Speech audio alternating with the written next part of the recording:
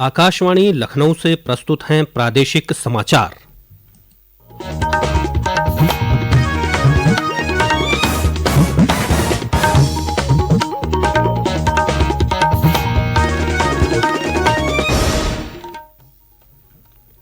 मुख्य समाचार। मुख्यमंत्री योगी आदित्यनाथ ने विश्वकर्मा जयंती पर लखनऊ में एमएसएमई इकाइयों को 50,000 करोड़ रुपए का ऋण किया वितरित। मुख्यमंत्री ने आज वाराणसी में स्वच्छता ही सेवा कार्यक्रम का किया शुभारंभ। उप मुख्यमंत्री केशव प्रसाद मौर्य और ब्रजेश पाठक ने लखनऊ में किया श्रमदान। केंद्रीय वित्त मंत्री निर्मला सीतारमण एनपीएस वात्सल्य योजना की कल करेंगी शुरुआत। प्रदेश के 6 जनपदों में आयोजित होगा कार्यक्रम। केंद्रीय सामाजिक न्याय और अधिकारिता मंत्री डॉक्टर वीरेंद्र कुमार ने आज बुलंदशहर में सामाजिक अधिकारिता शिविर का किया शुभारंभ। और प्रदेश सरकार 1 अक्टूबर से शुरू करेगी मोटे अनाज की खरीद। किसानों का पंजीकरण और नवीनीकरण जारी, बिना पंजीकरण नहीं बेच पाएंगे फसल।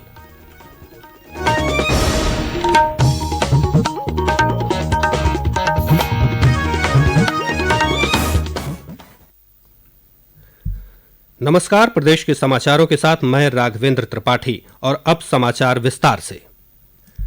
प्रदेश में आज हर्षोल्लास के साथ विश्वकर्मा जयंती मनाई जा रही है। इसी क्रम में मुख्यमंत्री योगी आदित्यनाथ ने लखनऊ में एमएसएमई इकाइयों को 50,000 करोड़ रुपए का ऋण और हस्तशिल्पियों व कारीगरों को टूल किट वितरण की।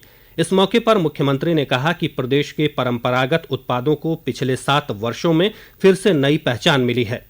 उन्होंने कहा कि प्रधानमंत्री नरेंद्र मोदी के मार्गदर्शन में जिन योजनाओं को प्रदेश में शुरू किया गया, वह आज लाखों लोगों के लिए रोजगार का जरिया बन गई हैं। प्रधानमंत्री मोदी जी के मार्गदर्शन में हम लोगों ने जिन योजनाओं को 2018 में 2019 में प्रारंभ किया, वे योजनाएं आज देश के अंदर एक लोकप्रिय योजना न केवल बनी है, बल्कि लाखों लोगों के लिए रोजगार और उत्तर प्रदेश और देश की अर्थव्यवस्था को आगे बढ़ाने में एक बड़ी भूमिका का निर्वहन कर रहे हैं। मुख्यमंत्री योगी आदित्यनाथ ने आज वाराणसी में स्वच्छता ही सेवा कार्यक्रम का शुभारंभ किया। साथ ही विश्वकर्मा जयंती पर पीएम विश्वकर्मा योजना के लाभार्थियों को ई वाउचर, प्रशिक्षण प्रमाण पत्र और लोन के चेक प्रदान किए। उन्होंने बटन दबाकर वाराणसी के 104 परिषदीय विद्यालयों में आईआईटी चेन्नई के सहयोग से विद्या शक्ति योजना का शुभारंभ किया। साथ ही 1143 परिषदीय विद्यालयों में स्मार्ट क्लास का लोकार्पण किया। इस मौके पर मुख्यमंत्री ने कहा कि सभी ने 2014 के बाद बदली हुई काशी को देखा है। जैसे काशी बदली है, वैसे ही देश उत्तर प्रदेश में भी बदलाव आया है। मुख्यमंत्री ने कहा कि प्रधानमंत्री स्वच्छता के बहुत आग्रही हैं।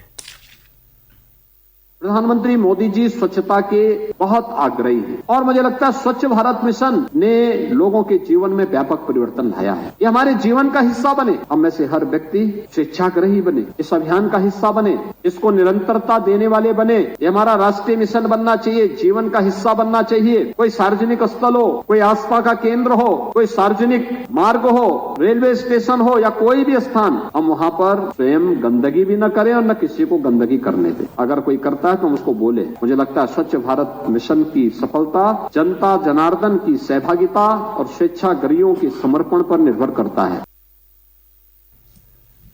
प्रधानमंत्री नरेंद्र मोदी का आज 74वां जन्मदिन है। इस अवसर पर मुख्यमंत्री योगी आदित्यनाथ ने वाराणसी में हवन कर प्रधानमंत्री के उत्तम स्वास्थ्य और दीर्घायु के लिए प्रार्थना की।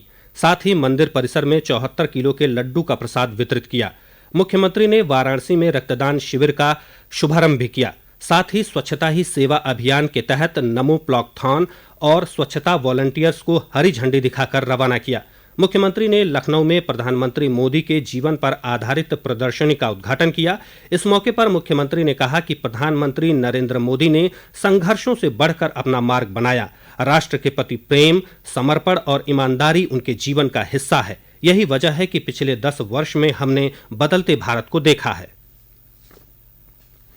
केंद्रीय सड़क परिवहन और राजमार्ग मंत्री नितिन गडकरी ने आज कहा कि सरकार ने विभिन्न सड़क और राजमार्ग परियोजनाओं के निर्माण से निकलने वाले प्रदूषणकारी तत्वों से पर्यावरण के संरक्षण को सर्वोच्च प्राथमिकता दी है। गाजियाबाद में स्वभाव स्वच्छता संस्कार स्वच्छता अभियान पर एक कार्यक्रम को संबोधित करते हुए श्री गडकरी ने यात्रियों और ऑटोमोबाइल कंपनियों से अस्थायी प्रथाओं को अपनाने और वैकल्पिक हरित ईंधन जैसे सीएनजी, हरित हाइड्रोजन और जैव एथेनॉल का उपयोग करने का आह्वान किया।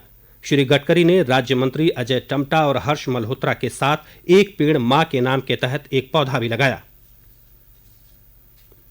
17 सितंबर से 2 अक्टूबर तक चलने वाले स्वच्छता पखवाड़े के तहत आज प्रदेश में विभिन्न कार्यक्रम आयोजित किए गए। इसी क्रम में उप मुख्यमंत्री केशव प्रसाद मौर्य ने लखनऊ के बालागंज और ब्रजेश पाठक ने चारबाग मेट्रो स्टेशन के बाहर सफाई कर स्वच्छता अभियान के प्रति लोगों में जागरूकता फैलाई। प्रदेश के वित्त मंत्री सुरेश खन्ना ने लखनऊ में डूडा कॉलोनी और भाजपा प्रदेश अध्यक्ष भूपेंद्र चौधरी ने डालीगंज में श्रमदान किया। केंद्रीय वित्त मंत्री निर्मला सीतारमण एनपीएस वात्सल्य योजना की कल शुरुआत करेंगी। प्रदेश के 6 जनपदों समेत 75 स्थानों पर इस योजना को लॉन्च किया जाएगा।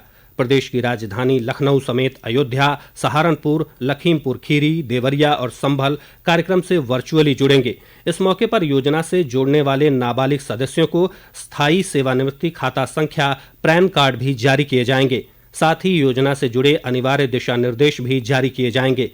गौरतलब है कि वित्त मंत्री निर्मला सीतारमण ने जुलाई में वित्त वर्ष 2024-25 का पूर्ण बजट पेश करते समय इस योजना को शुरू करने की घोषणा की थी।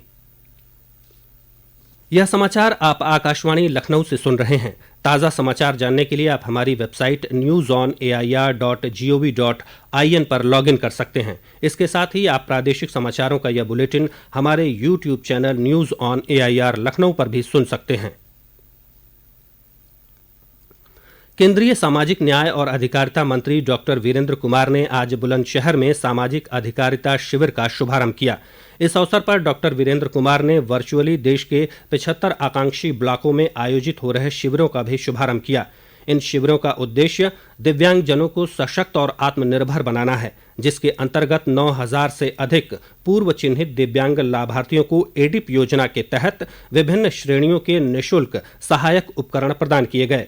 इस मौके पर केंद्रीय मंत्री ने कहा कि भारत सरकार की ओर से छात्रवृत्ति योजना के तहत 2.5 लाख से अधिक दिव्यांग विद्यार्थियों को करोड़ों रुपए की छात्रवृत्ति दी गई है। इससे प्रदेश के काफी युवाओं को लाभ हुआ है। उन्होंने बताया कि जन्म से मूक बधिर बच्चे जिनकी आयु 5 से 6 वर्ष है, उनके लिए सरकार ने कॉक्लियर इम्प्लांट की योजना लागू की है, जिसके तहत 6 लाख तक का सहयोग सरकार की ओर से किया जाता है।